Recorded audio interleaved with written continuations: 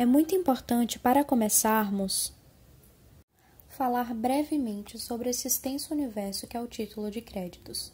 Em seu conceito, segundo o jurista italiano Cesare Vivanti, o título de crédito é o documento necessário para o exercício do direito literal e autônomo nele mencionado.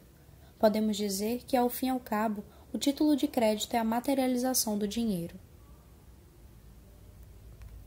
Os princípios agregados para esta categoria de documentos são cartularidade, literalidade e autonomia. A cartularidade é a necessidade do documento para que se haja o pagamento, ou seja, é necessária a materialização do título para sua eficácia. A literalidade é a imprescindibilidade de que o valor designado ao título só se vale do que nele se contenha, ou seja, se o título for R$100, este será o seu respectivo valor. E a autonomia, esta é o desvínculo entre o novo adquirente do título e o endossante, ou seja, não é relevante qual a antiga obrigação relacionada ao recebimento daquele título, mas sim o documento em si.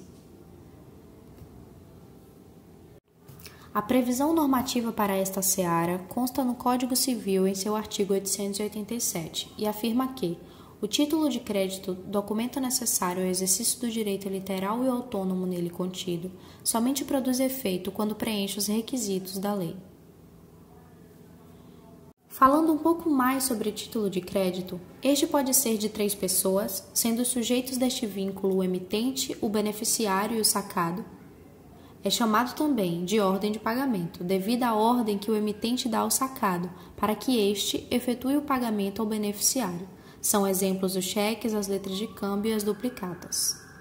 Podendo este ser também de 2 pessoas, ou seja, 2 figuras, sendo os sujeitos deste vínculo o promitente e o beneficiário, por isto também chamado de promessa de pagamento, a exemplo a nota promissória. É indispensável, quando falado em título de crédito, frisarmos o conceito de endosso e da qualificação dos sujeitos envolvidos nessa contextualização. O endosso é o nome dado a uma modalidade de transferência do direito creditório, sendo o sujeito ativo o endossante ou endossador e o passivo o endossatário ou adquirente. Nesta esteira, é possível se debruçar pelas searas dos títulos mais básicos e comuns, tais como os cheques, as notas promissórias, as duplicatas e as letras de câmbio, ou se aprofundar ainda, por títulos mais específicos, como é o caso de conhecimento de depósito e warrant, que é o nosso assunto de hoje. No que tange o conhecimento de depósito e warrant, estes referem-se aos títulos representados por mercadorias custodiadas, ou seja, em depósito nos armazéns gerais. Desta forma, tais títulos não representam, como em outros títulos comumente estudados, a pecúnia, mas sim a mercadoria guardada. Para o segmento deste estudo, é indubitável elucidarmos a respeito dos armazéns gerais. Estes, que são empresas destinadas à guarda e à conservação das mercadorias e emissão de títulos que representem, possuindo inclusive decreto próprio que formaliza suas atividades. Trata-se de um decreto antigo, devido ao contexto histórico dos armazéns, que possuem a sua gênese desde os portos da Idade Média na Inglaterra, para o recebimento de mercadorias. O conhecimento de depósito é um título emitido pelo armazém geral e representa a propriedade da mercadoria ali depositada, e na posse deste documento, o proprietário pode negociar sua mercadoria com terceiros sem que precise transportá-la para apresentar ao interessado.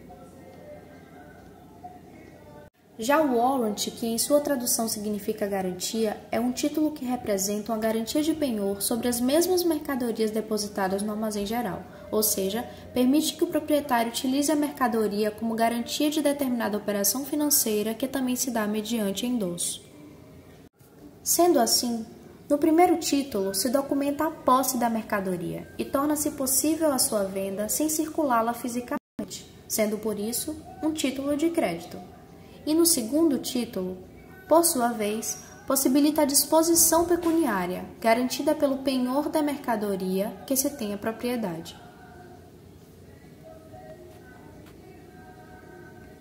Observação: não se pode olvidar que, embora os 2 títulos nasçam juntos, podem ser utilizados separadamente. No entanto, a sua conjuntura configura propriedade plena.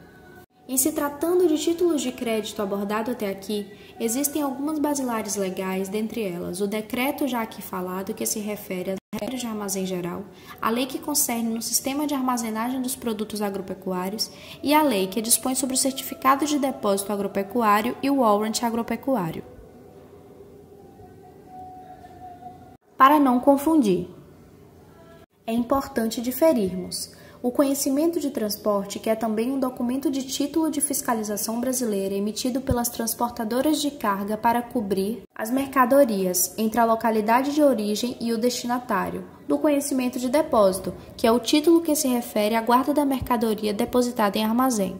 Por fim, o warrant e o conhecimento de depósito correspondem a títulos à ordem. O warrant corresponde a uma promessa de pagamento de crédito, consubstanciada na garantia de penhor sobre a mercadoria armazenada.